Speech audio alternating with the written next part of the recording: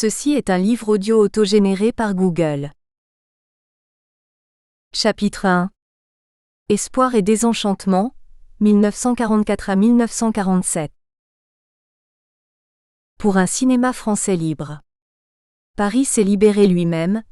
Si le silence des radios avait presque étouffé son insurrection, le premier film français libre va la montrer au reste de la France et au monde telle qu'elle fut, dans sa vérité magnifique. Vous tous qui avez combattu, allez voir ce film. Vous revivrez votre épopée. Les équipes d'opérateurs patriotiques, conduites par Hayet, ont suivi pas à pas votre lutte contre le Boche. Le silence tragique du soir du 18, la révolte qui couve puis qui éclate, la prise des premières armes, l'improvisation victorieuse, l'audace, la simplicité des combattants. Puis les rudes combats, la préfecture, l'hôtel de ville, les Batignolles, la lutte contre les tanks, les barricades, les uniformes d'officiers prisonniers de vos chemises sales, les corps suppliciés de Romainville, enfin l'arrivée de la division Leclerc, la bataille pour le central des archives, pour le Majestic, la victoire. Le commentaire de Pierre Blanchard est simple, vrai et spirituel. Il sait exprimer l'ardeur farouche du peuple insurgé. Un tel film est un acte significatif. Le cinéma français reconquiert pleinement, dans la lutte libératrice, la place d'honneur que les mercenaires hitlériens avaient vainement tenté de lui faire perdre. C'est ainsi que l'Humanité du 3 septembre 1944 rend compte de la libération de Paris, film qui relate les étapes de l'insurrection parisienne vieille d'à peine une semaine. L'importance donnée à ce film témoigne à la fois de l'état d'esprit des communistes au lendemain du soulèvement libérateur, et de la relation particulière que ceux-ci entretiennent avec le cinéma français. En s'adressant directement à ses lecteurs, en les enjoignant à venir revivre ce qu'il appelle déjà une épopée, le quotidien communiste naturalise la participation unanime, vous tous, des militants et sympathisants du Parti communiste à l'entreprise libératrice. Au même titre que l'acteur communiste Pierre Blanchard, il compose la liste artistique d'un film dont la liste technique, sous la houlette du chef opérateur Hayet, s'est illustrée à part égale dans les combats. À l'osmose entre citoyens et gens de cinéma, répond celle de la libération de la capitale et du cinéma français. Représentant la nation, représentant de la nation, le cinéma français s'est libéré en libérant Paris, résistant parmi les résistants. Les trois éléments de l'équation inscrite dans le compte-rendu deviennent alors interchangeables. Résistance égale communiste français égale cinéma français, puis résistance plus communiste français plus cinéma français égale libération. Les grandes lignes du discours communiste sur le cinéma national à la libération sont posées. Non seulement le documentaire de l'insurrection constitue la première concrétisation filmique des activités du Comité de libération du cinéma français, CLCF, mais diffusé à Paris dans la foulée des événements, il témoigne également du poids de ce comité aux premières heures de la libération. En effet, malgré les difficultés matérielles et quotidiennes qu'affrontent les Parisiens, les pouvoirs publics accordent au cinéma qui présente le film l'électricité nécessaire alors que les transports publics attendent toujours leur remise en route. Pour bien comprendre les raisons pour lesquelles l'humanité accorde tant de valeur à ce document, il est nécessaire d'effectuer un retour en arrière et de s'intéresser à ce que furent le rôle et la place des communistes dans la résistance du cinéma français. La résistance à l'occupant nazi et au régime de collaboration vichiste s'est organisée autour de deux pôles, le pôle gaulliste et le pôle communiste. D'une part, l'appel du 18 juin 1940 lancé d'Angleterre donne le signal de la reconquête à partir de l'étranger, Londres et Alger, tout en légitimant très tôt l'image du général de Gaulle en chef de la France libre. D'autre part, après le vacillement qui a suivi le pacte germano-soviétique, le PCF s'engage dans le combat clandestin dès 1941 et devient l'organisation politique la plus active dans la lutte contre les forces d'occupation à l'intérieur des frontières, sans qu'il faille toutefois minimiser l'importance des groupes d'obédience politique différentes opérant intramuros. Dès l'automne 1943, le PCF s'affirme comme la première force de la résistance. Cette position privilégiée résulte de la capacité du parti à tisser un réseau d'organisations sous son contrôle.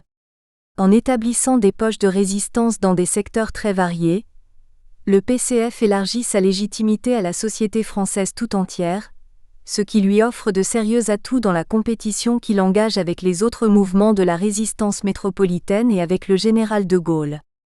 Ainsi la déclaration entérinée par le Conseil national de la résistance, CNR, passé sous le contrôle du PCF, exprime la volonté de celui-ci d'assurer seul le contrôle de la résistance intérieure.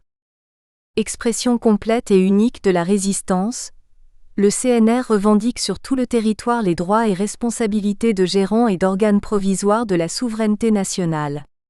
Contre l'ennemi et contre la trahison, le CNR assume, en collaboration nécessaire avec le Comité national de la libération, la mission d'inspirer, de coordonner et de diriger la lutte du peuple français sur son propre sol.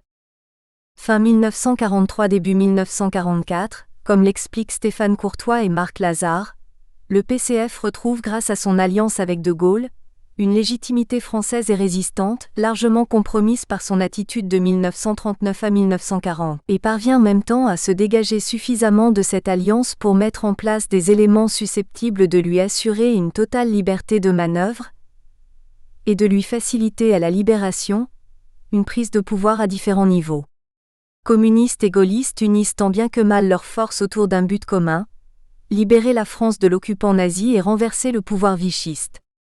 Une fois cette tâche accomplie, le général de Gaulle prône la restauration de l'État dans ses prérogatives de 1939, alors que, emmenés par les communistes, les résistants de l'intérieur envisagent au contraire, de confier tout ou partie du pouvoir d'État aux forces et institutions issues de la résistance et de l'insurrection qui ont à leurs yeux une fonction de légitimation du nouveau pouvoir.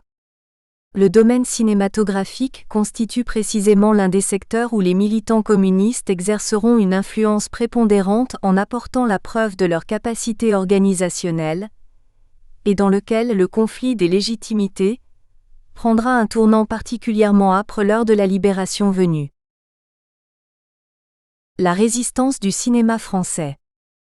L'organisation de la résistance au sein du cinéma français revient pour l'essentiel à deux organisations clandestines, fondées indépendamment l'une de l'autre, mais qui toutes deux sont issues de la résistance communiste, le réseau des syndicats et la section cinéma du Front National. La première, réunie autour du cinéaste communiste Jean-Paul Le Chanois dès la fin 1941 sous le premier nom de Réseau de défense du cinéma, est chargée par la CGT de préparer activement l'insurrection nationale de la profession en reconstituant les syndicats du cinéma. Le réseau, composé essentiellement de techniciens et d'ouvriers du cinéma, s'inscrit au cœur même de l'industrie. S'y retrouvent entre autres le décorateur Max Douy, le chef opérateur Nicolas Ayer, l'ouvrier mécanicien René Houdet, l'assistant opérateur Étienne Laroche, bientôt responsable des milices patriotiques du cinéma, le caméraman René Lemar, l'assistant réalisateur Marc Morette et le cinéaste scientifique Jean Pinlevé, futur directeur général du cinéma. Bien que créée plus tardivement que le réseau des syndicats, la section cinéma du Front National constitue la deuxième de ces organisations contrôlées par le PCF. Fondée par l'écrivain communiste René Blech en 1942, la section cinéma du Front National, organisation clandestine créée à l'instigation du PCF suite à une directive de l'Internationale communiste en 1941, et que reprend en main Pierre Villon au début de L'. Année 1943, regroupe de nombreuses personnalités du cinéma ou lui étant liées, telles que Jacques Becker, André Swoboda, Jean Delannoy, les frères Prévert, Jean-Paul Sartre, Nino Franck, André Luguet, Pierre Blanchard, Jean Grémillon et Louis Dequin. Malgré des relations difficiles dans un premier temps, le réseau des syndicats, plus ouvriéristes, se méfiait de l'intellectualisme du Front National.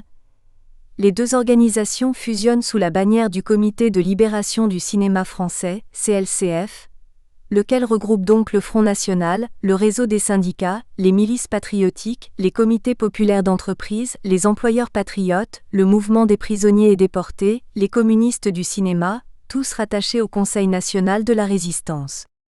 Présent dans la plupart de ces groupes, le PCF peut ainsi placer ses hommes aux avant-postes à l'approche de la libération et ébaucher un programme pour l'avenir du cinéma français.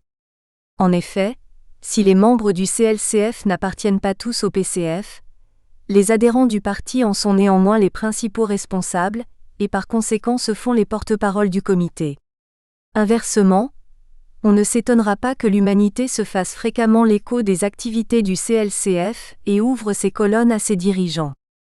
À la demande du CNR, Le CLCF se voit confier la tâche d'organiser l'insurrection du cinéma français ainsi que la reprise en main des actualités filmées. Tandis que le comité prépare le tournage d'un film sur l'insurrection parisienne, les représentants des syndicats illégaux organisent les milices patriotiques du cinéma, commandées par Étienne Laroche. Le 19 août au soir, les anciens locaux du comité d'organisation de l'industrie cinématographique, COAC, créé par le gouvernement de Vichy en décembre 1940, sont investis et Louis Daquin y installe le quartier général du CLCF. En outre, les locaux de la presse filmée, siège du journal germano-vichiste France Actualité, rue François Ier, sont investis par les résistants.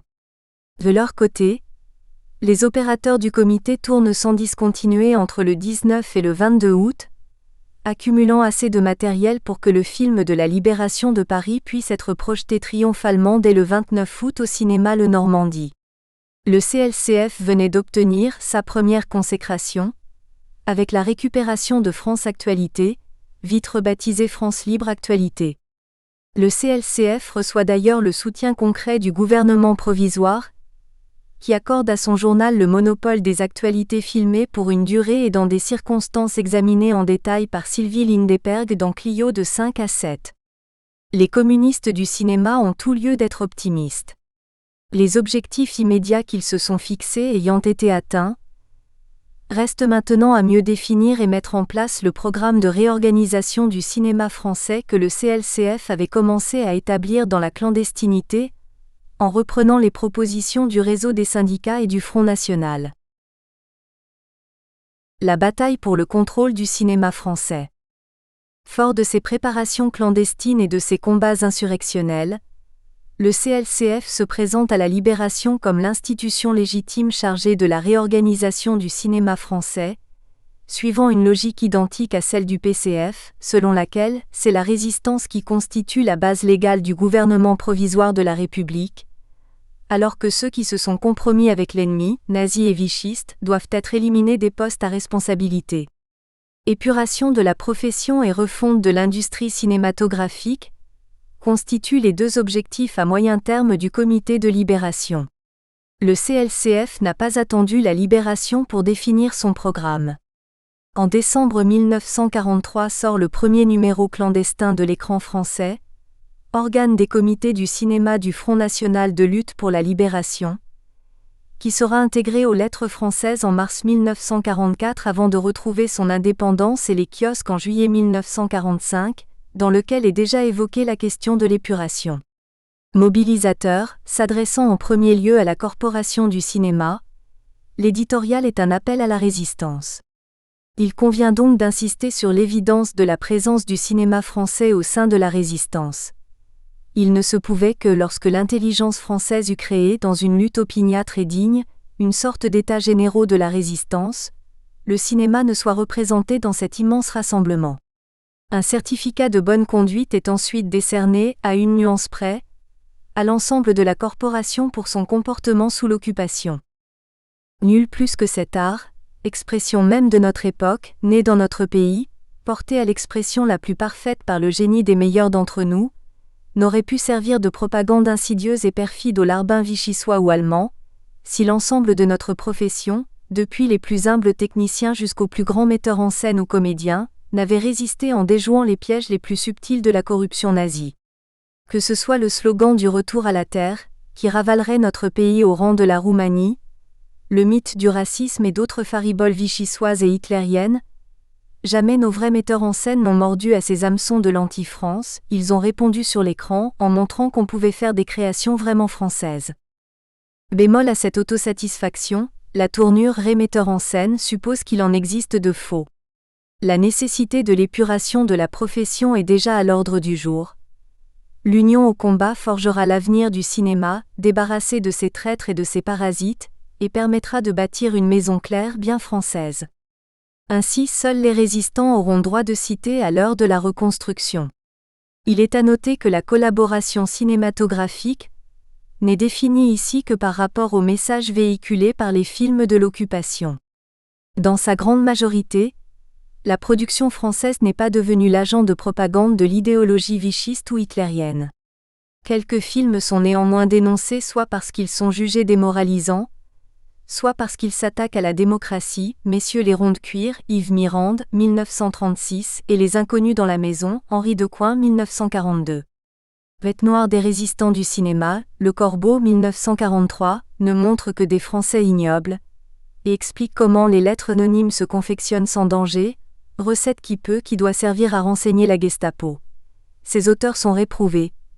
Monsieur Clouzot, metteur en scène, homme à toutes mains, et son coéquipier, Chavance, pseudo-révolutionnaire qui ne veut pas, dit-il, mettre sac au dos pour les Alliés mais consent à vendre sa plume à l'ennemi, et plus facile, ont bien travaillé pour Monsieur Goebbels. Bref, Le Corbeau n'est pas un film humain, c'est la définition du film nazi pur. Et sur le dos de la France. En ne mettant l'accent que sur le sujet des films et en désignant des boucs émissaires, l'écran français pense peut-être épargner à la grande majorité du personnel du cinéma français un examen plus approfondi de ses activités pendant l'occupation. Ceci n'est pas étranger au fait que la Continental, maison de production allemande dirigée par Alfred Greven, est à l'origine de nombreux films français durant la guerre, et a employé de nombreux ouvriers et techniciens du cinéma. Cette volonté précoce d'absolution de l'ensemble de la profession, exception faite de certains responsables de la production française et d'organismes du cinéma vichiste, le Fayet Richebé, producteur et délégué général du Couac, le Fripon Desbrosses, mais aussi Guy de Carmois, Johannon, Ploquin, directeur du Couac, de Chambrin, avocat conseil du Couac, s'explique en partie par la volonté d'attirer le plus grand nombre vers le Front national. Elle se retournera pourtant contre certains des partisans de cette démarche. De plus, au-delà de la nécessité résistante du moment, l'emphase patriotique du texte laisse entendre l'antienne communiste sur l'art national, art saint, incorruptible, qui ne peut ni faillir ni trahir. Le programme et les aspirations du CLCF seront mieux définis dans les numéros suivants ou dans des publications amies, telles que les Lettres françaises ou l'Humanité. Sylvie Lindeberg cite un texte clandestin qui témoigne de la volonté du CLCF de prendre en main la direction et les responsabilités de l'art et de l'industrie cinématographique, en attendant qu'il soit réorganisé rationnellement. Il faut noter que cette déclaration suggère encore que le CLCF n'a qu'une fonction transitoire. À mesure que l'heure de la libération approche, les exigences et les visées du CLCF prennent de l'ampleur. En juin 1944, Daquin propose une refonte de l'organisation du cinéma afin qu'elle soit plus socialiste, plus autogestionnaire. L'argent engagé serait le serviteur et non le maître, et sûr de lui, considère que l'épuration ne posera pas de problème. Les faits sont devant nous, le procès ne sera pas difficile à juger. Lors d'une réunion du CLCF le 19 septembre 1944, en l'absence de Jean-Paul Lechanois, Daquin est nommé secrétaire général, tandis que Marc Morette en devient le secrétaire adjoint et Blanchard le président. Au lendemain de l'insurrection parisienne, les communistes deviennent officiellement les dirigeants d'une organisation qui revendique la responsabilité d'un secteur essentiel de la société française, tant d'un point de vue économique que d'un point de vue idéologique. Cette appartenance à la sphère communiste, qui justifie l'espoir et les ambitions affichées par le CLCF, porte en germe ses déceptions et ses échecs, car les enjeux politiques prendront rapidement le dessus sur les enjeux professionnels. L'optimisme sera de courte durée. L'épuration. Début septembre, le CLCF et son comité de direction s'attellent à la tâche. Première priorité, l'épuration.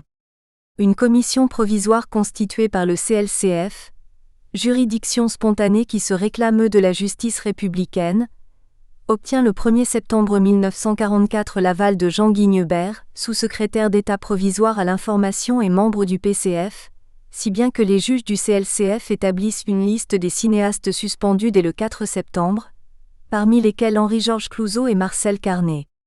Seul problème, mais de taille, beaucoup de ceux qui siègent d'un côté du bureau ont côtoyé ceux ou celles qui se trouvent de l'autre.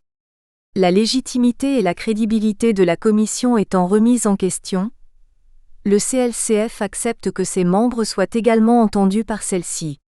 Le producteur Henri Ullmann, résistant et gaulliste, se charge alors de mettre en lumière les compromissions des principaux membres du comité de libération dont il avait examiné les activités durant l'occupation. Comme par hasard, il s'emploie à rassembler des preuves contre Blanchard, Daquin et Lechanois, les communistes les plus en vue du CLCF. Le Chanois et Blanchard avaient effectivement travaillé auprès de la Continentale.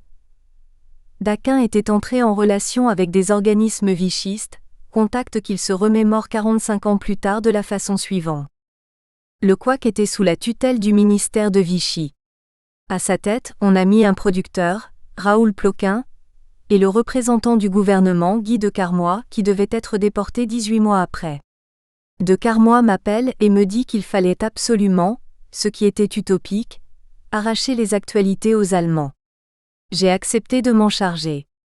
Au bout de 3 mois, à la fin de l'année 1941, le protocole des actualités était signé et je me suis vite rendu compte que ma seule alternative était de devenir collabo ou d'aller en tôle. Le producteur Roger Richebé qui, en tant qu'ex-délégué général du couac, avait été victime du comité d'épuration établi par le CLCF, se fera fort de rappeler avoir eu des contacts professionnels avec Daquin, qui lui-même dut admettre avoir rencontré Greven dans le but de produire des actualités filmées dans la France occupée. De même, le Chanois avait bien travaillé pour la Continentale. Pour politique, que soient les raisons qui amènent Henri Ullmann à pointer du doigt les inconsistances du CLCF en matière d'épuration, celles-ci n'en illustrent pas moins la complexité et les ambiguïtés de la situation des professionnels du cinéma durant et au sortir de l'occupation. Plus généralement, communistes et gaullistes ne partagent pas la même vision de l'épuration. Si ces derniers préfèrent une épuration modérée, les premiers sont partisans d'une épuration plus radicale, comme la réclament de nombreux textes clandestins, tel celui très violent paru en janvier 1944 dans Femmes françaises, journal contrôlé par le Parti communiste. Il faut, réclame le journal, une action contre les femmes françaises qui ont trahi leur sexe et leur pays. La manière dont Arletty, déjà accusée dans l'écran français en décembre 1943, est prise à partie préfigure l'épisode peu glorieux des femmes tondues. Après avoir souligné l'importance du rôle de la femme française dans la résistance, il nous faut, en dépit de notre tristesse et de notre dégoût, signaler les femmes de notre pays qui se sont soumises à l'ennemi et se livrent à son service à d'ignobles besognes. Nous maintiendrons cette rubrique, parce que nous tenons à stigmatiser publiquement les quelques femmes qui se sont à jamais rendues indignes de leur qualité de Françaises et méritent le châtiment réservé aux traîtres. Pour elles, signalons la trop célèbre Arletty, aujourd'hui maîtresse d'un colonel allemand, et qui déclare avec une impudence digne du Soufflet, « Cet homme-là, je l'ai dans la peau. Si l'Allemagne perd la guerre, je le suivrai n'importe où. » Ce serait évidemment le meilleur moyen d'échapper à notre indignation. Arletty se présentera devant un comité d'épuration, le 6 novembre 1944. Heureusement pour elle et pour le cinéma français, il lui sera épargné le type de punition préconisé par Femmes françaises 10 mois plus tôt. L'épuration de la corporation cinématographique réclamée et entamée par le CLCF s'inscrit dans le discours national du PCF, qui appelle à une justice républicaine. S'exprimant lors d'un rassemblement public à la Mutualité le 2 septembre 1944, Jacques Duclos, qui en l'absence de Maurice Thorez, celui ne reviendra de Moscou que le 27 novembre 1944, occupe la position de secrétaire général, exige une épuration sévère. Les ouvriers sont fondés à refuser de travailler avec des patrons, des directeurs ou des agents de maîtrise qui pendant l'occupation Boche se sont conduits en agents de l'ennemi. Doivent être évincés de l'administration et de la vie professionnelle, tous ceux qui ont pactisé avec l'ennemi, ou qui se sont associés activement à la politique des gouvernements de collaboration. Par contre, le retard apporté au châtiment des traîtres et à l'épuration des rouages de l'État ainsi que de la vie professionnelle constitue un élément de désordre et d'affaiblissement de la nation. Ainsi seuls ceux qui ne se sont pas compromis avec l'ennemi, les résistants, peuvent prétendre légitimement au poste que la nécessaire épuration laissera vacant. Il revient aux communistes de livrer ce combat contre le sabotage économique, à la tête duquel le parti se doit d'être comme il a été au premier rang de la lutte pour la libération nationale. La presse communiste suit de près l'épuration du cinéma. Les LF ridiculisent les artistes qui se conduisirent assez légèrement durant ces 4 années, leur promettant l'oubli tout en accordant à certains de leurs films le semblant d'une gloire posthume.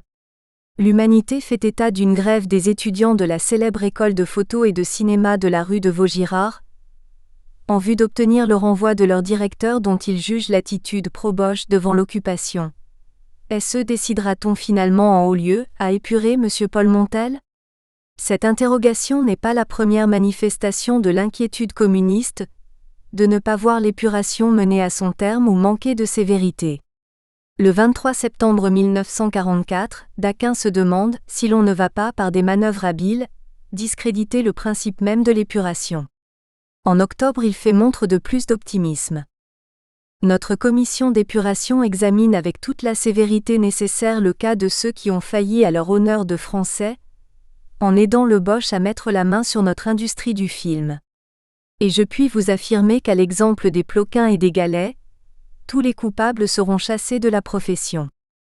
Optimisme de façade, car la dernière heure de l'épuration telle que l'entend le CLCF vient de sonner. Les craintes du cinéaste s'avèrent justifiées puisque les commissions dépendantes du comité de libération perdent leur pouvoir suspensif après que le gouvernement a mis en place des commissions officielles en octobre 1944, qui ne seront opérationnelles que l'hiver suivant. En février 1945, seule la préparation des dossiers d'épuration incombe au CLCF. Au final, l'épuration est loin d'atteindre la sévérité que les déclarations intraitables du CLCF laissaient présager. Un an après la libération, Guy Leclerc traduit la déception et le découragement du CLCF dans son compte-rendu de Boule de Suif, Christian Jacques, 1945. Mais tel qu'il est, ce film nous venge et nous console un peu, un peu seulement bien sûr, de l'épuration manquée. Aveu d'échec s'il en est. Communiste contre gaulliste. Que ce soit un partisan du général de Gaulle qui ait soulevé la question de la légitimité des juges issus du CLCF, est loin d'être le fruit du hasard. Ce n'est que l'une des illustrations du conflit qui oppose gaullistes et communistes, d'une acuité plus dramatique encore depuis la libération de Paris. En effet, 2 jours avant que l'insurrection ne débute, André Marty, l'un des principaux dirigeants du parti, ne donne pas cher des chances d'une union nationale. La coexistence pacifique des forces populaires et des forces réactionnaires et de l'oligarchie financière touche à sa fin. Au plus fort des affrontements dans la capitale, les 2 camps entrent en désaccord sur la suite de l'action menée. Les premiers souhaitent une intensification de la lutte, les seconds préfèrent une trêve dans l'attente des troupes alliées. Chacun défend ses positions, fort de sa légitimité résistante.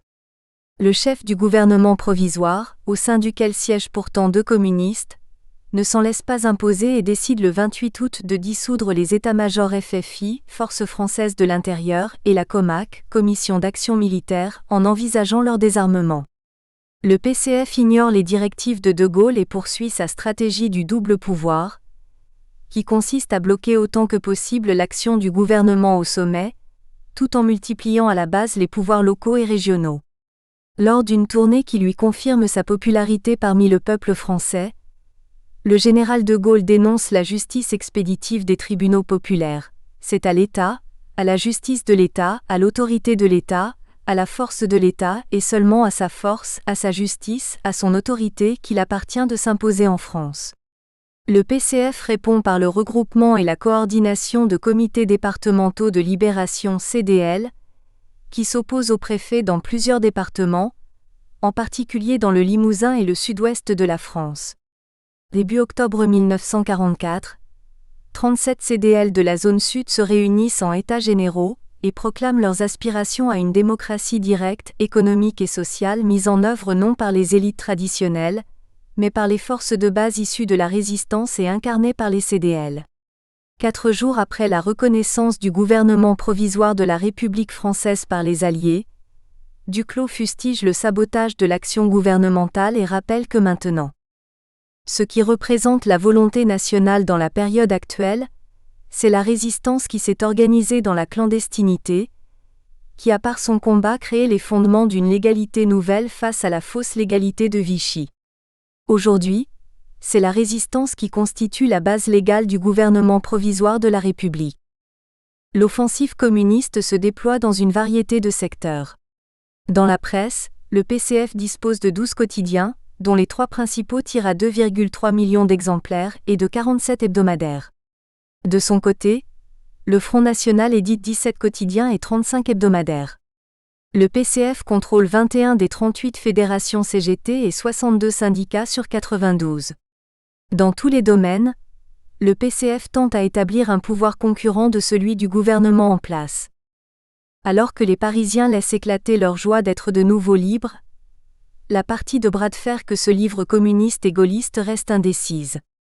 Comment s'étonner, dans un tel contexte, que les activités du CLCF, tête de pont communiste dans le cinéma français selon l'expression de Sylvie Lindeperg, entrent dans une même problématique du double pouvoir, sachant que le camp gaulliste occupe une place non négligeable dans les affaires du cinéma? Les conséquences de l'affrontement gaulo-communiste de l'automne 1944 se répercutent avec la même force dans le domaine cinématographique, et le PCF devra, là comme ailleurs, baisser les bras en dépit de sa position de force initiale. Malgré une entrée en matière des plus efficaces en août 1944, le CLCF aura perdu 6 mois plus tard la plupart de ses illusions. Que ce soit au niveau de l'épuration, des actualités filmées ou plus ambitieusement, de la réorganisation de la cinématographie française, la politique et les projets du CLCF se verront contrariés par la bataille politique engagée au plus haut niveau du pays. Réorganiser le cinéma français. Si l'épuration constitue une exigence immédiate du CLCF, la volonté de repenser l'organisation du cinéma français s'affiche comme un objectif plus ambitieux. Les nombreuses déclarations d'intention du CLCF illustrent les espoirs des résistants du cinéma de prendre en main les destinées de leur corporation. Daquin avait déjà souligné cette légitimité dans une série d'articles au titre explicite, Le cinéma aux mains pures, publié dans les LF. C'est à ceux de la résistance que reviendra l'apostrophe honneur de construire ou de réorganiser leur profession, à ceux qui auront acquis dans la lutte cette abnégation et ce désintéressement, cette austérité et cet épanouissement moral sans lesquels aucune entreprise élevée et durable ne peut être envisagée, à ceux enfin qui, tout en essayant de défendre leurs intérêts professionnels et leur patrimoine spirituel contre Vichy et les nazis, se sont efforcés avant tout de libérer la France, leur France, et non celle des Pétain, Laval, Henriot, Déa et Doriot. Ce qui ressort principalement de cette citation, c'est l'affirmation que seuls ceux qui ont participé activement à la résistance ont gagné le droit légitime de prendre en charge la destinée de l'industrie une fois la guerre finie. Cependant Daquin et le CLCF vont plus loin, et empreints de l'idéalisme quasi-révolutionnaire dans lequel baignait la fraction la plus radicale de la résistance, souhaitent un cinéma libéré des contraintes économiques et des notions d'argent et de profit.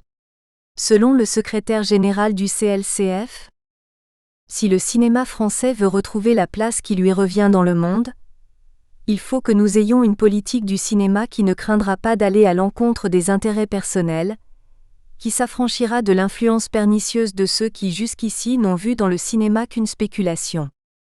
Le 23 octobre 1944, Daquin confirme cette position dans les pages complices de l'Humanité.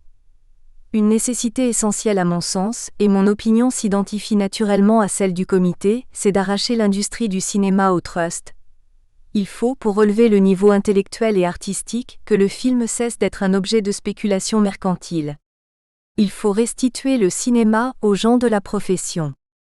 Sylvie Lindeperg souligne d'ailleurs l'optimisme qui prévaut dans les premières réunions du CLCF en août et septembre 1944, où Daquin va jusqu'à placer le combat du CLCF sous l'illustre patronage de l'homme du 18 juin. Le CLCF souhaite que l'État s'intéresse davantage aux affaires du cinéma, en mettant en place une politique économique et financière qui fournisse au cinéma les moyens techniques nécessaires pour devenir l'une des premières industries du pays. Les membres du comité sont prêts à placer le cinéma dans les mains du gouvernement et des professionnels. Les propositions du CLCF prennent également une forme plus concrète, signe d'une réflexion approfondie et d'une volonté de contrôle. Le premier bulletin envisage les mesures suivantes. La création d'un organisme interprofessionnel du cinéma. La création d'une carte professionnelle obligatoire, délivrée par des commissions syndicales interbranches et en fonction de la connaissance professionnelle et de l'honorabilité des postulants. Il sera tenu compte des délits de droit commun, faillite et délits contre la France. L'interdiction des contrats d'exclusivité des auteurs, des techniciens et des artistes, dans le souci de protéger le cinéma français contre l'emprise des trusts. La réforme immédiate du statut de l'auteur de film et la révision des taux de droit d'auteur. La fondation de laboratoires d'essais et de recherche, du bureau d'études pour les brevets d'invention, la création d'une véritable école de cinéma. L'organisation d'une cinémathèque nationale. La création d'un centre du dessin animé et d'un centre du film comique. La diffusion du cinéma dans les campagnes par des postes de 16 mm. L'étude et la mise en œuvre de films ayant pour objet de rapprocher les Français de la terre de ceux des villes. La redistribution des bénéfices des capitaux investis dans les films dans la production cinématographique ou l'équipement. Des dégrèvements pour les salles passant des films de prestige. La participation aux bénéfices des équipes de techniciens ou artistiques. La création d'un service de propagande pour le cinéma français. La nomination de représentants de la profession pour siéger à la commission de censure. La création d'une coopérative de production.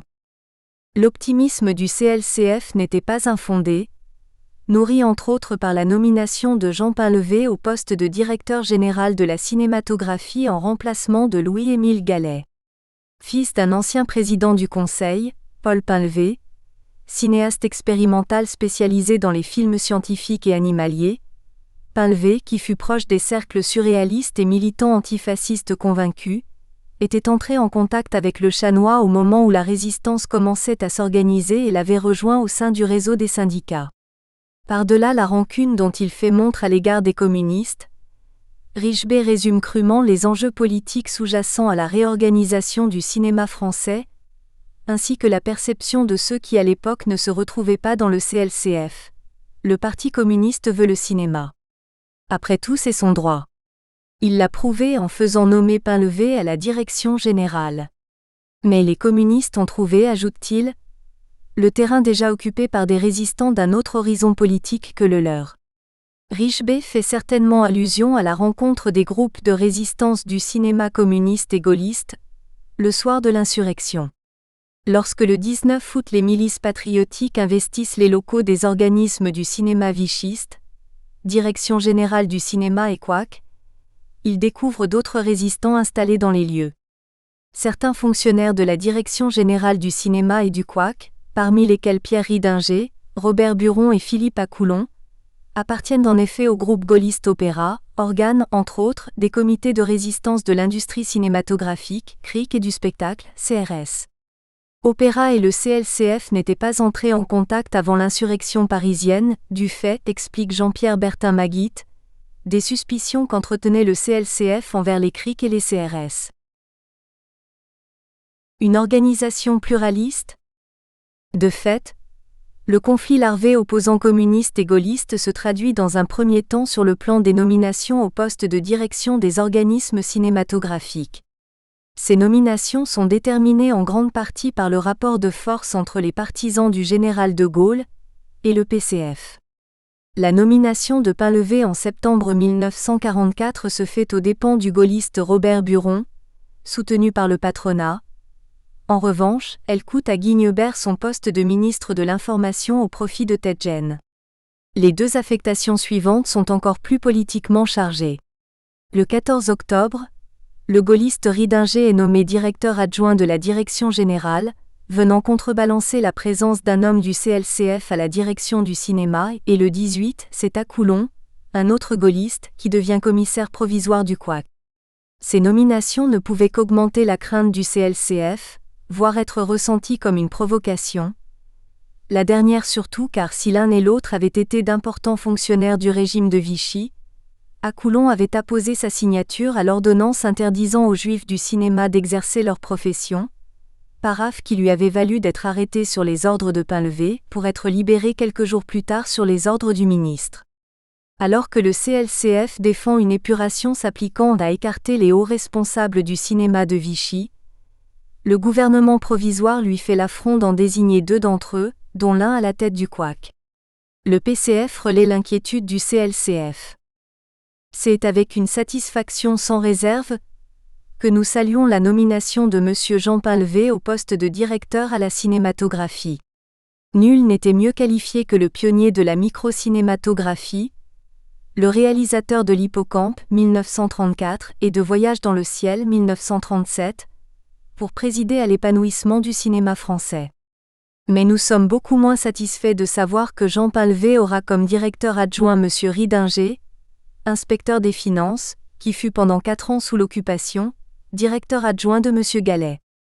Nous soumettons le cas à M. le ministre de l'Information. Ainsi, 6 semaines après l'insurrection, les rênes de la cinématographie française sont tenues par des représentants d'intérêts et d'orientations politiques divergents.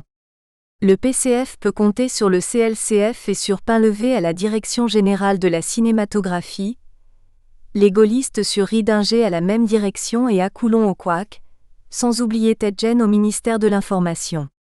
À première vue, cette politique prend équitablement en compte l'équilibre des forces en présence.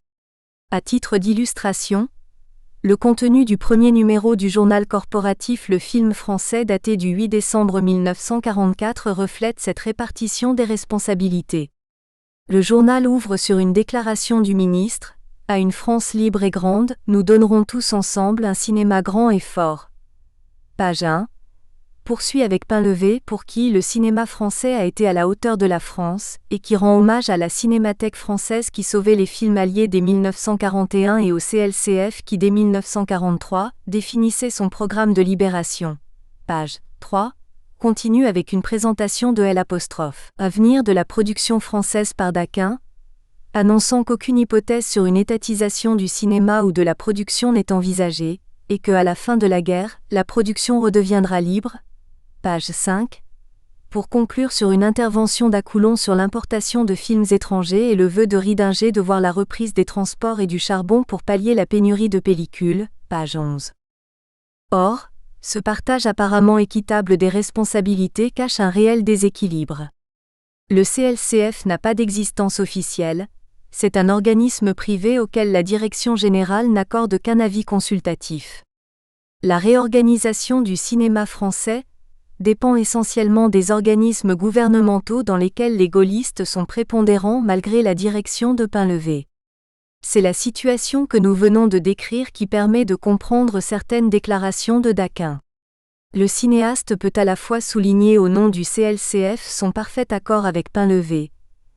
Le comité de libération met tout en œuvre pour mener à bien les réformes dont Painlevé nous a exposé les grandes lignes, et afficher une méfiance certaine envers les organismes gouvernementaux.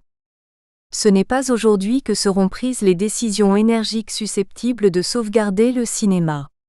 Nous craignons que les organismes gouvernementaux n'aient ni la souplesse ni la liberté indispensables pour mener à bien l'action, qui devrait être immédiatement entreprise. Pour résoudre le problème du cinéma, il faudrait appliquer des méthodes nouvelles. Nous avons dit que rien ne pouvait être fait sans l'appui du gouvernement, mais il serait dangereux que l'aide qu'on voudrait nous apporter paralysât toute action, et que nous tombions dans un fonctionnement que nous ne connaissons que trop. Il ne faut pas craindre de donner des responsabilités, mais en même temps on doit avoir le courage de faire confiance. La position particulière du CLCF suscite chez certains professionnels des interrogations dont l'origine politique ne fait aucun doute. Dès le 2e numéro du Film français, son directeur Jean-Bernard Desrosnes interpelle le comité dans des termes qui traduisent les tensions entre le PCF et les gaullistes. Tout en lui reconnaissant la pureté de son origine, il replace le combat et la raison d'être du CLCF dans un cadre national, qui 3 mois après la libération de Paris ne justifie plus son comportement offensif. Le but recherché, chasser l'ennemi et réparer la casse, a été atteint, la France a été nettoyée, et le CLCF a joué un rôle efficace. Le jour même, c'est-à-dire le 20 août, le CLCF dans l'insurrection prenait possession de l'immeuble du couac et disait « Ici le cinéma libéré. Et par ici, les hommes de bonne volonté. » Parfait. Mais Bernard Desrosnes poursuit. De son côté, si j'ose dire, la France se réorganisait. Un ministère, des préfets, une armature sortait des ombres clandestines et au son du canon formait le gouvernement de la libération. Et le cinéma se trouvait doté d'un ministre du cinéma, puis d'une direction générale, puis d'une organisation syndicale renaissante. Se faisant l'écho du conflit des légitimités au niveau national, il choisit son camp sans détour. Je pèse mes mots et je dis ceci.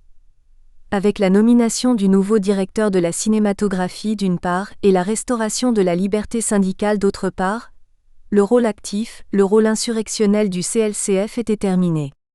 Or, le CLCF est toujours là. Le directeur du film français enfonce le clou. La direction générale du cinéma français a été confiée au candidat du CLCF, un homme intègre, pur, M. Jean Painlevé. Il faut avant tout que le statut du CLCF soit établi. Statut de combattant ou statut d'ancien combattant devenu tuteur. Or, à l'examen des faits, la logique s'impose, le comité a été combattant et il a atteint ses buts. Il convient donc qu'il dépose les armes. La métaphore militaire est limpide.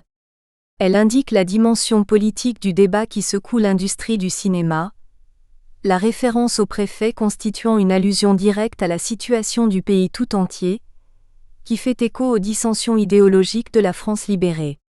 Le film français va même plus loin.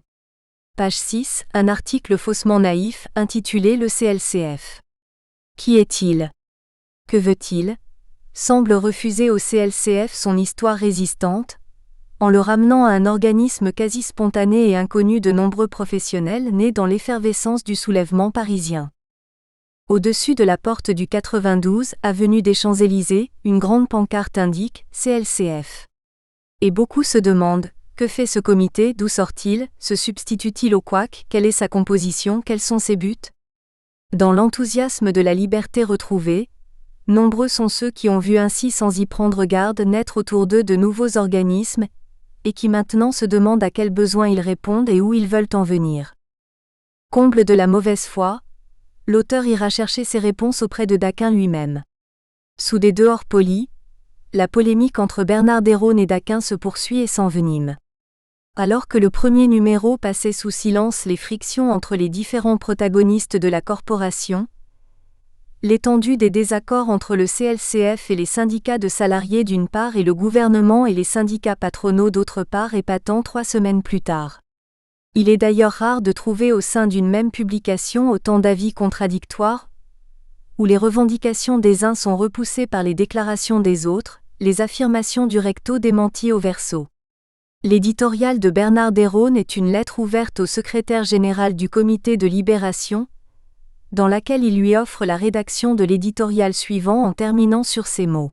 « Nous aimons la même profession, nous sommes maintenant entre Français. Le mot combat n'a de sens que sur les frontières. Faites-moi donc la grâce de croire au libéralisme, à la largeur de vue du film français. C'est en agissant comme on le fait ici que l'on a le véritable esprit professionnel, le véritable sens de l'impartialité. Si je me trompe, mon cher Daquin, dites-le-moi. » Ce texte fait sens si l'on prend connaissance du compte-rendu d'un meeting du CLCF qui s'est déroulé 5 jours plus tôt. Cette réunion publique constitue pour le comité une nouvelle occasion de revendiquer sa légitimité résistante, ce qu'il fait symboliquement en accordant la présidence d'honneur à Louis Saillant, président du CNR. Celui-ci fait l'éloge du film de la Libération de Paris et annonce la convocation des États généraux de la Renaissance française. Invité également, le capitaine Kamenka, président du comité de libération parisien, déclare « Le comité de libération est né dans la clandestinité. Il n'y a pas d'illégalité dans ces comités, car la source sacrée de la légalité c'est l'insurrection, et la résistance c'est la France. » Daquin utilise cette tribune pour répliquer aux questions posées par Bernard Desrosnes la semaine précédente. Vos questions importent peu. Il n'y a pas à demander à des juristes quels sont nos droits. Le comité de libération est composé de gens qui connaissent leur métier et ont la foi. C'est exact. Nous ne sommes pas rentrés dans le rang, nos idées sont claires, nous voulons que l'intérêt général l'emporte sur l'intérêt privé. Forçons les barrages et manifestons auprès des pouvoirs publics. Nous voulons reprendre notre métier. Nous voulons des états généraux du cinéma français. Vice-président du CLCF, René Houdet se plaint de l'épuration ministérielle inefficace, qui ne vient toujours pas, et Henri Reynaud exprime le soutien de la CGT. Jean Grémillon, qui préside la séance, demande un cinéma français digne d'un grand peuple, et conclut en réclamant la dissolution du couac, la création d'un office cinématographique français et d'un commissariat du cinéma rattaché au ministère de l'Information. 2 autres articles du film français daté du 29 décembre 1944 témoignent de la confusion qui règne en cette fin d'année dans l'industrie du film. André Luguet, président du syndicat des acteurs, fait confiance à la direction générale et au syndicat tout en se prononçant pour la dissolution du couac, qui ne sert à rien, page 5. Une brève indique un différend entre le syndicat des techniciens et le syndicat des producteurs sur le barème des salaires, page 7.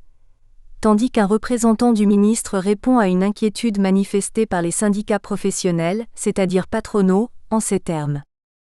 En ce qui concerne un ordre du jour du 24 novembre 1944 émanant du Comité de Libération, il s'agit d'une initiative purement privée qui n'engage que ceux dont elle émane.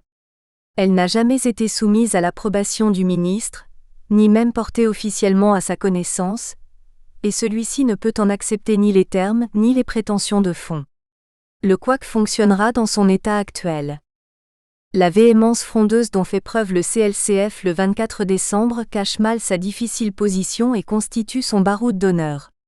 Il s'inscrit toujours dans la ligne politique du PCF, qui tente à établir un pouvoir concurrent à celui du gouvernement en place.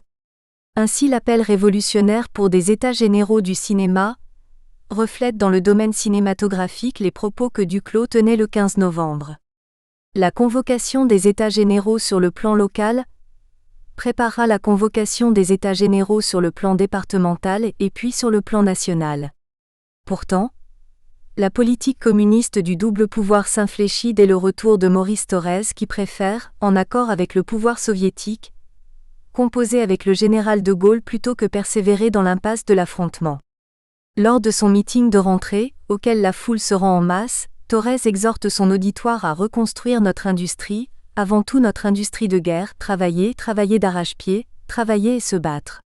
La guerre contre l'hitlérisme n'est pas encore finie. Mi-décembre, il précise que les comités de libération n'entendent aucunement se substituer au pouvoir élu, aux organismes gouvernementaux et administratifs. Le comité central, réuni à Ivry du 21 au 23 janvier 1945, finalise le virage politique du PCF puisque Thorez s'y prononce pour un seul État, une seule armée et une seule police. Le chef communiste appelle ainsi à la dissolution des milices patriotiques et redéfinit le rôle des comités de libération qui n'est pas d'administrer mais d'aider ceux qui administrent.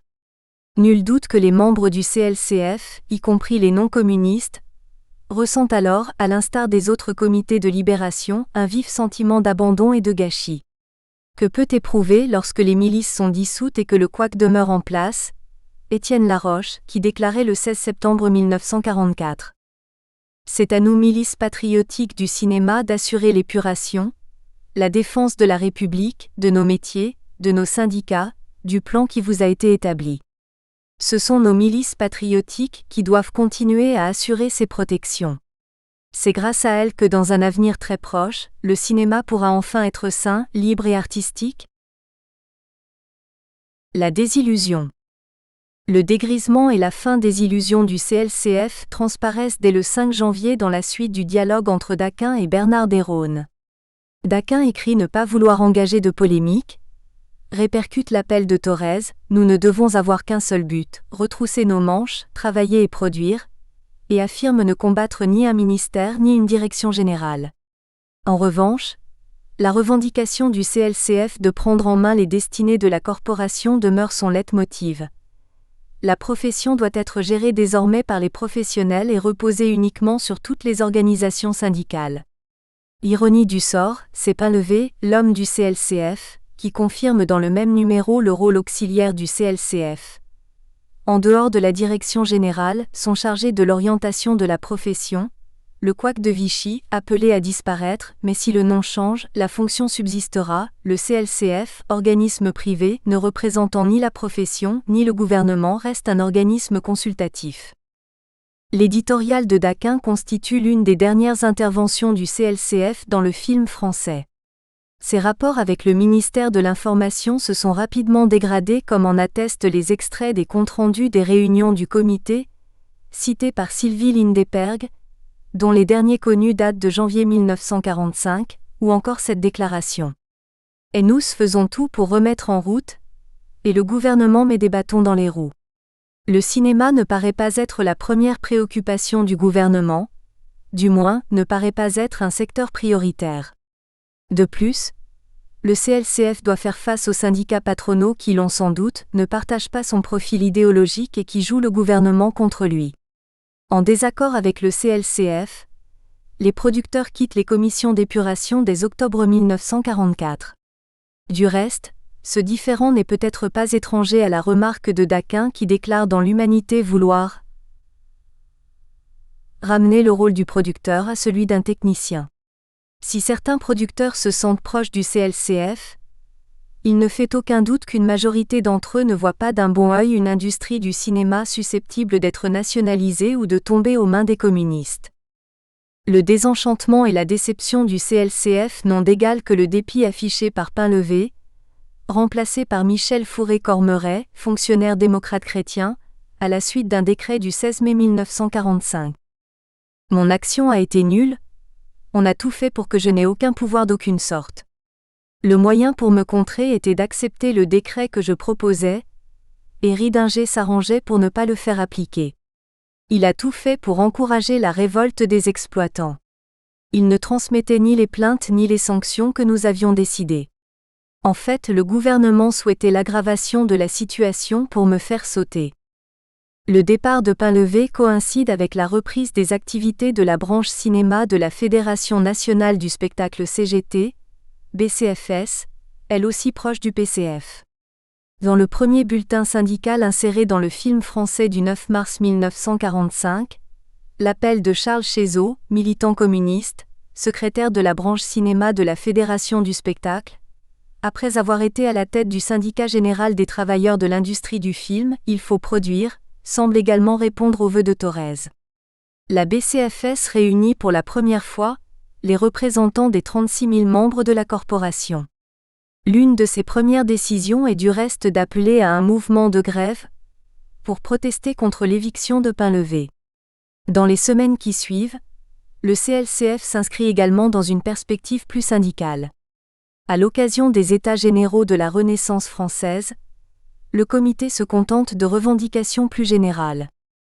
Création d'un commissariat général du cinéma, rattaché directement à la présidence du Conseil, avec un responsable unique. Création d'un office professionnel du cinéma. Détaxation du cinéma. Création d'un fonds de soutien. Quota aux films étrangers. Plutôt que le prélude à une phase de désenchantement, le remplacement de Painlevé à la direction générale constitue la conclusion logique de l'isolement croissant du CLCF et symbolise l'échec de ses ambitions. En moins d'un an, le CLCF a perdu le contrôle de l'épuration ainsi que le monopole des actualités filmées, en avril 1945, et n'est plus représenté à la tête des organismes officiels tandis que la branche production de sa coopérative générale du cinéma français, CGCF, rencontre de sérieuses difficultés de fonctionnement. Ses principales revendications n'auront pas abouti.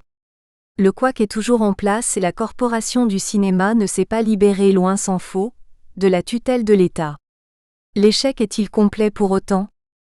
Si les attentes ont été déçues, le CLCF a marqué de son empreinte le cinéma français. Il a solidarisé une tranche importante de la corporation du cinéma. Ainsi, les mesures préconisées par le comité en octobre 1944 traduisent une véritable réflexion sur le devenir de l'industrie cinématographique et correspondent aux vœux de très nombreux professionnels. La période qui s'étend des derniers mois de la clandestinité jusqu'à l'hiver 1945 les a soudés autour d'un projet, au sein d'une organisation, certes dominée par les communistes, mais où des aspirations véritables se sont fait jour. Elle aura ancré en particulier chez ceux et celles qui se sont retrouvés dans et autour du comité, une profonde méfiance et une vigilance tenace envers l'État. Méfiance et vigilance qui, nous le verrons, deviendront les maîtres mots des années à venir. Daquin a parlé de naïveté à propos de cette période. Certes, le CLCF n'a jamais eu les moyens de son ambition. Il est justifié de se demander si le CLCF n'a pas plus souffert de son affiliation politique qu'il n'en a bénéficié. Les conséquences de la politique de double pouvoir du PCF au niveau national, à l'échelon du pays et dans certaines régions, le PCF a parfois fait jeu égal avec les représentants officiels, se sont répercutés dans le champ cinématographique, où le discours du CLCF a souvent collé au discours communiste, légitimité résistante, épuration, le plaçant dans une double position de partenaire et d'adversaire au sein de l'industrie.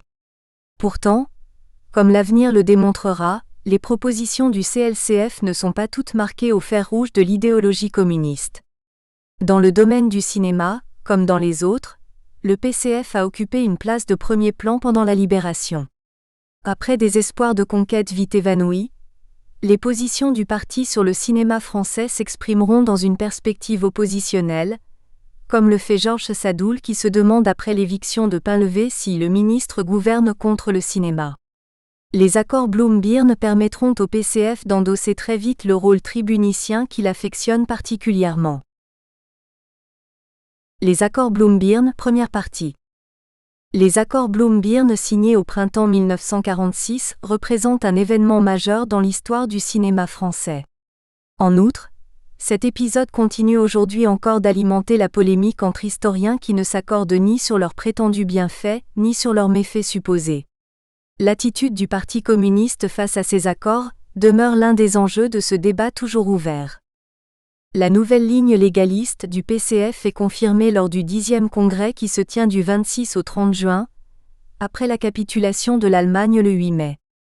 Le PCF y développe son image de grand parti responsable, légitimé par la résistance, le parti des 75 000 fusillés, doté d'un projet politique, économique et social, qui contribue à en faire un parti attractif et dynamique. Le PCF s'engage corps et âme dans la bataille de la production. C'est le nom donné à la campagne du parti, relayée par la CGT, qui appelle à un effort de production de la part des travailleurs français afin de reconstruire rapidement la puissance économique du pays. Les mineurs en deviennent les figures de proue, et rejoignent ainsi les résistants en qualité de héros nationaux. Dans un discours resté célèbre, prononcé le 21 juillet à Oisier dans le Nord-Pas-de-Calais, Thorez exhorte les mineurs, et par-delà eux, tous les ouvriers de France à produire davantage. Cet appel à un stakhanovisme national est généralisé. 4e métallurgistes viennent de renoncer à leurs vacances payées pour vous fabriquer des marteaux-piqueurs, déclare Thorez à son auditoire, enjoint les ouvriers français à produire davantage et assure aux mineurs que toute la France a les yeux fixés sur eux. Produire, produire et encore produire, faire du charbon, c'est aujourd'hui la forme la plus élevée de votre devoir de classe, de votre devoir de français. Le travail, la production sont subordonnés au travail des mineurs. Pour préserver et renforcer l'union de la classe ouvrière avec les travailleurs des classes moyennes, avec les masses paysannes, pour assurer la vie du pays, pour permettre la reconstruction économique, pour permettre la renaissance morale et culturelle de la France. La politique de renaissance française, prônée par le PCF, passe le jugement des urnes lors des élections législatives d'octobre 1945. Le verdict est positif et confirme les bons résultats des précédentes élections municipales de mai. Le PCF devient le premier parti de France avec 159 députés et plus de 5 millions de voix, 26,3% des suffrages exprimés, tout en étendant sa présence à tout l'Hexagone. Son comportement républicain responsable, son appel à se retrousser les manches après les sacrifices des résistants et du peuple soviétique, ont poussé les Français à lui accorder leur confiance et à lui faire jouer un rôle décisif. Suite au refus de la SFIO de composer un gouvernement socialo-communiste, et après d'infructueuses tentatives de la part du PCF pour empêcher la présidence de De Gaulle, le parti est contraint d'accepter l'investiture du général le 13 novembre, celui-ci ayant aussi remporté une victoire électorale lors du référendum sur la Constituante puisque les Français ont décidé majoritairement d'en limiter les pouvoirs. Le 21 novembre 1945, le PCF, la SFIO et le MRP forment un gouvernement dirigé par le chef de la France libre et comprenant 5 ministres communistes. Les frères ennemis de la résistance continuent de partager le pouvoir en dépit des divergences idéologiques et politiques qui les séparent. Cet arrangement sera de courte durée puisque De Gaulle démissionne le 20 janvier 1946 à la grande joie de Marcel Cachin, qui note dans ses carnets « Journée historique. Nous avons eu De Gaulle sans effrayer la population. » Le départ du général ouvre la voie du tripartisme, coalition du MRP, de la SFIO et du PCF, qui porte le 23 janvier Félix Gouin à la tête d'un gouvernement où siègent 6 communistes. Le 5 mai 1946, les électeurs français rejettent une fois de plus le projet de nouvelle constitution qui aurait alloué un pouvoir très important à l'Assemblée nationale. Le mois suivant, à l'occasion des élections législatives, le PCF cède la position de premier parti de France au MRP, 146 députés communistes contre 160 au MRP, 25,7% des suffrages exprimés pour le PCF contre 28,1% au MRP. Les élections suivantes, le troisième scrutin en un peu plus d'. Un an replace le PCF au premier rang avec un peu moins de 5 500 000 voix, 28,6% et 183 sièges. Toutefois, suite à la déroute de la SFIO, les socialistes et les communistes restent minoritaires. Cette période constitue pour le PCF l'occasion de faire la preuve de son sens des responsabilités. Fort d'un soutien populaire acquis grâce à son engagement dans la résistance et grâce au prestige du peuple soviétique dont le sacrifice durant la guerre a ému la population française, les ministres communistes influent sur les décisions gouvernementales, engagent des réformes d'envergure et assoient la stature nationale du parti. Au crédit de ces ministres, la nationalisation des mines, du secteur bancaire, de l'électricité et du gaz ainsi que du secteur des assurances, qui a lieu entre décembre 1944 et avril 1946. Ambroise Croizat met en place la sécurité sociale, mesure populaire s'il en est, tandis que Torres travaille à l'amélioration du secteur public et à de meilleures conditions de travail pour les fonctionnaires. Ainsi le parti et ses ministres participent activement à la Renaissance française, dont les Français commencent à récolter les premiers fruits. C'est certainement l'image positive que le PCF veut donner de lui qui incite le secrétariat à prescrire de ne pas exporter Aubervilliers. Le film d'Élie Lothar sur les conditions d'existence dans cette ville de la banlieue parisienne, commandé par le maire qui n'est autre que le ministre de l'Aviation et dirigeant communiste Charles Tillon. Malgré l'excellente critique de Sadoul, pour qui c'est l'un des meilleurs documentaires réalisés depuis 50 ans, et la sympathie de ses auteurs envers les idéaux communistes, la description trop négative d'un Aubervilliers en proie à la misère sociale ne correspond pas au message que le parti veut diffuser dans le monde. En effet, le documentaire ne met pas suffisamment l'accent sur l'effort de reconstruction.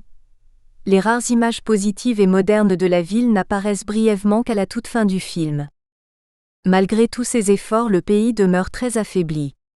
Lors du discours qui suit sa nomination comme chef du gouvernement, le 15 février 1946, le MRP Gouin souligne la situation catastrophique de l'économie française.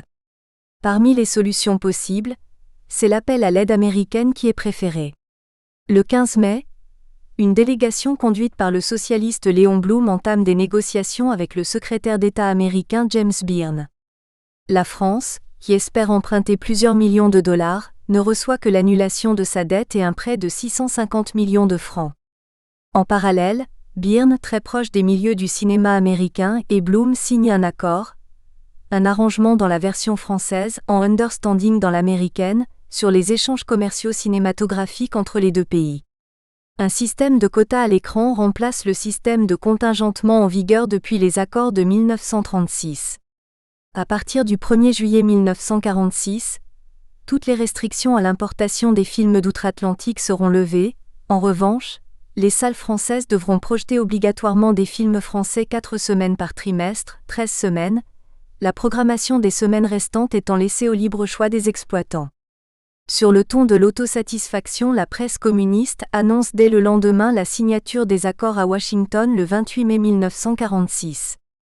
L'accord financier franco-américain a été signé hier. C'est la suite du plan Monnaie de reconstruction de notre économie, établi en accord avec la CGT. Accord signé le 28 mai à 20h23 par M. Byrne et Léon Blum. Dans la discussion avec les États-Unis, la volonté de redressement de la France, l'effort de nos mineurs, de nos ouvriers, de nos techniciens stimulés par les appels de Maurice Thorez, auront sans nul doute été un gros atout pour la réussite de cet accord. Après avoir rapporté la satisfaction de Gouin, tous les Français se réjouiront de la conclusion de cet accord financier franco-américain qui apporte à notre pays, tout au moins dans l'immédiat, une aide certaine pour sa reconstruction. L'humanité se plaint que les accords n'aillent pas assez loin, rappelant une fois de plus le rôle joué dans le redressement de l'économie par les mineurs, les métallos, le PCF lui-même et son secrétaire général, Maurice Thorez. Le rôle d'Auguste Lecœur, sous-secrétaire d'État communiste à la production industrielle, est mis en avant dans l'issue heureuse des négociations. Lors de son voyage à Washington, en tant que ministre du Charbon et représentant qualifié de la classe ouvrière française courageuse et héroïque, il apporta une aide précieuse à la mission Bloom Money et, s'appuyant sur les faits, il fournit des arguments irréfutables à nos amis américains, si. Le lendemain, le journal publie une analyse plus complète des accords qui se termine par une courte référence à la clause cinématographique. Enfin, un accord séparé a annulé quelques-unes des restrictions imposées à la production cinématographique américaine sur le marché français. Le jour même, le bureau politique du PCF, BP, se réunit et décide de confier à Duclos une étude sérieuse de ces accords, dont les éléments essentiels seront publiés dans la presse du parti. Le BP demande à Georges Cognot et Florimond Bonte à la fois de souligner tout ce qu'il y a de positif dans ces accords, en rappelant qu'ils n'ont été possibles que grâce au développement de la production dans le pays, dont les résultats sont dus à l'action des communistes, et de démontrer premièrement le danger que comportent ces accords, notamment en ce qui concerne le domaine de l'enseignement, de la production cinématographique, etc., par conséquent les atteintes à l'indépendance de notre pays et d'une manière générale des apostrophes. Accumuler les réserves au fur et à mesure que l'étude faite sera publiée. Aussitôt dit, aussitôt fait. Le 31 mai, l'Humanité mentionne le caractère négatif de l'arrangement. Concernant notre production artistique, l'accord aura sans nul doute de graves répercussions. Il rappelle que les accords ne correspondent pas aux exigences de la corporation d'un quota de 7 semaines sur 13 et, se référant au Monde, alerte ses lecteurs sur leurs conséquences sur la production française. 10 jours plus tard, le PCF se joint à la campagne contre les accords Bloom-Byrne. D'une part, il ouvre les colonnes de l'Humanité à la profession qui y fait état de sa grande inquiétude. Premier d'une très longue série de funestes augures, l'un des titres du journal annonce « Les accords franco-américains condamnent à mort le cinéma français », suivi par un rapport complet de la conférence de presse de Jean-Paul Frogeret, président de la Chambre syndicale des producteurs, au cours de laquelle ce dernier a exposé les risques encourus par le cinéma français après les nouveaux accords. Selon Frogeret, le cinéma français va souffrir dans un premier temps économiquement, une augmentation du chômage résultera d'une chute de la production, mais aussi culturellement, puisque de nombreux films américains qui vont être projetés en France sont d'une piètre qualité. Notons que Frogeret évoque l'hypothèse d'une compensation possible de la part des pouvoirs publics, sous la forme de subventions et de détaxation.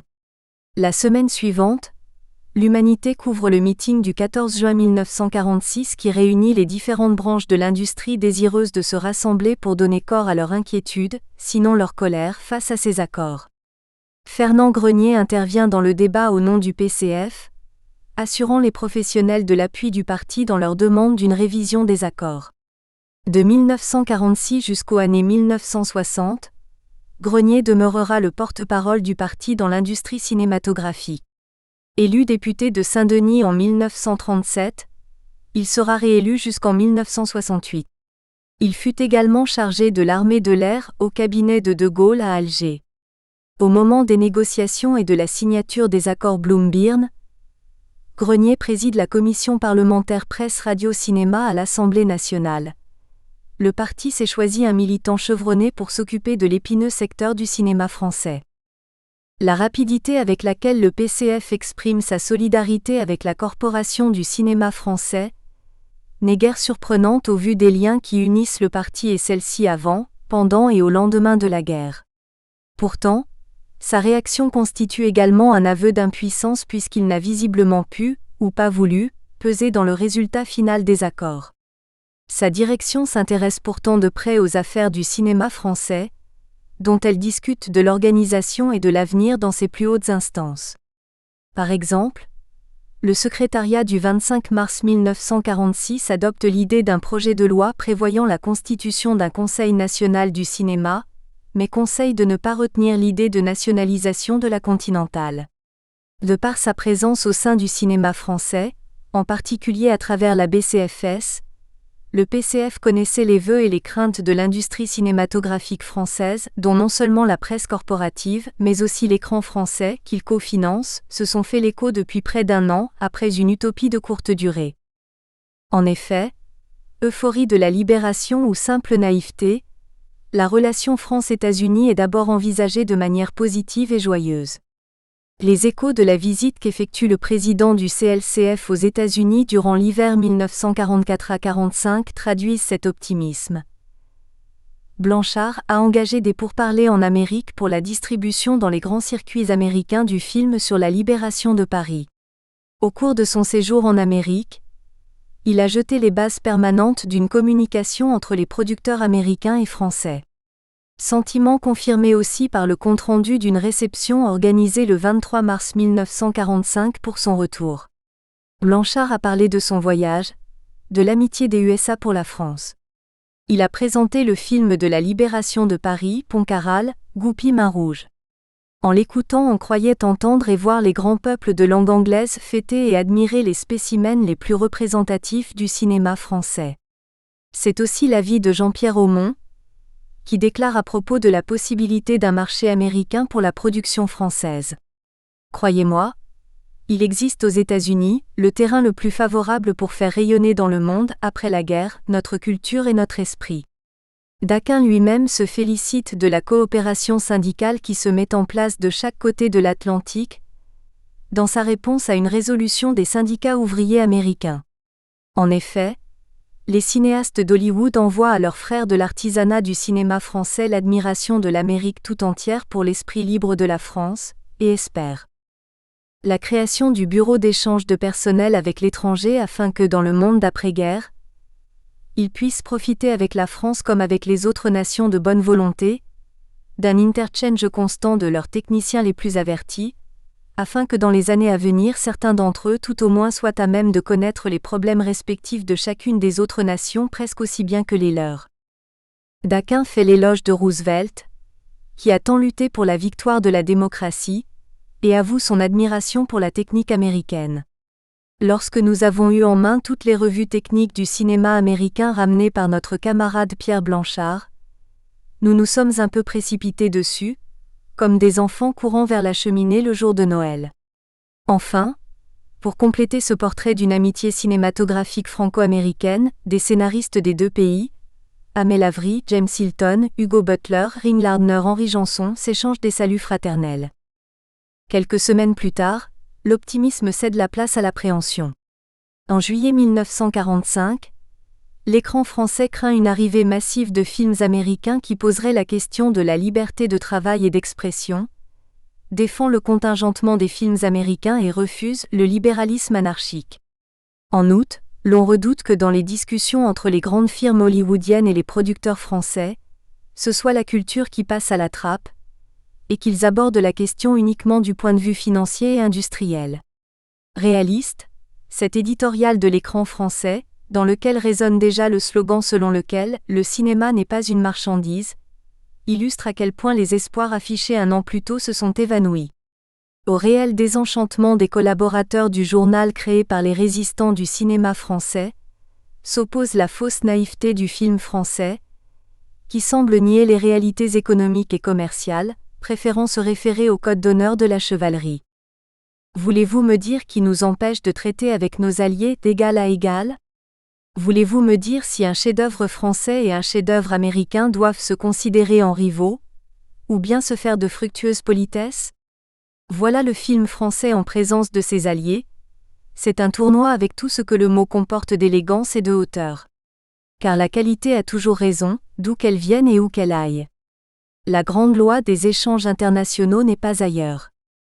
L'espoir d'une entente cordiale où les deux parties, cinéma américain et français, trouveraient leur compte et discuteraient d'égal à égal s'altère dès qu'apparaissent les premières difficultés générées par la question de l'importation des films d'outre-Atlantique dans l'Europe libérée.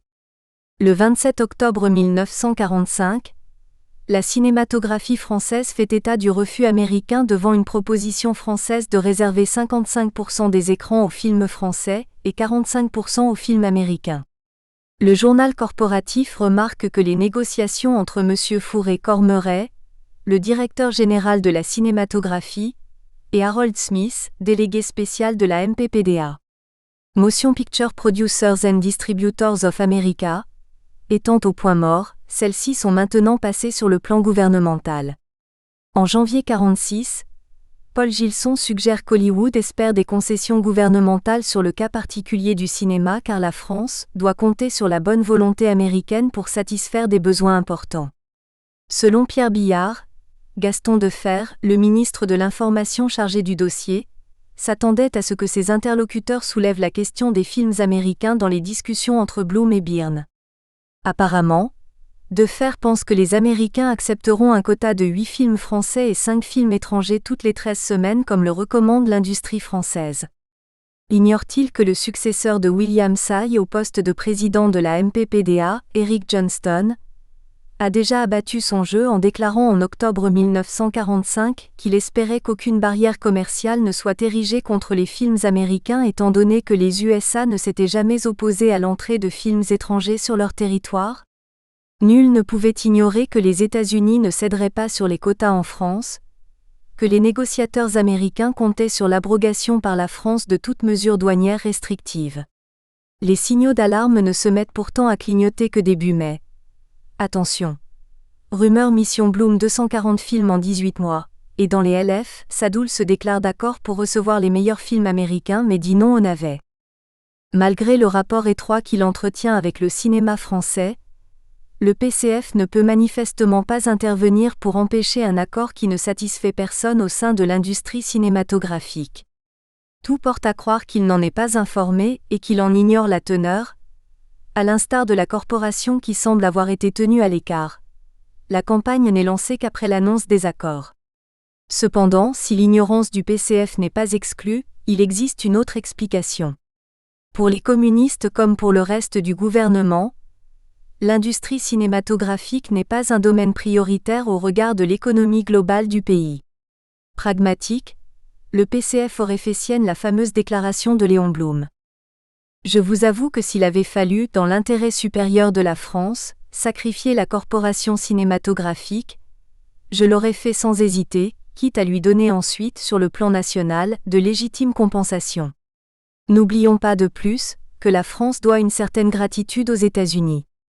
Les récents accords prouvent l'amicale compréhension des négociateurs américains à notre égard, puisqu'ils ont admis que nous réservions 30% de notre exploitation nationale pour nos propres productions alors que l'Italie n'a obtenu que 17% et la Grande-Bretagne elle-même 22% seulement.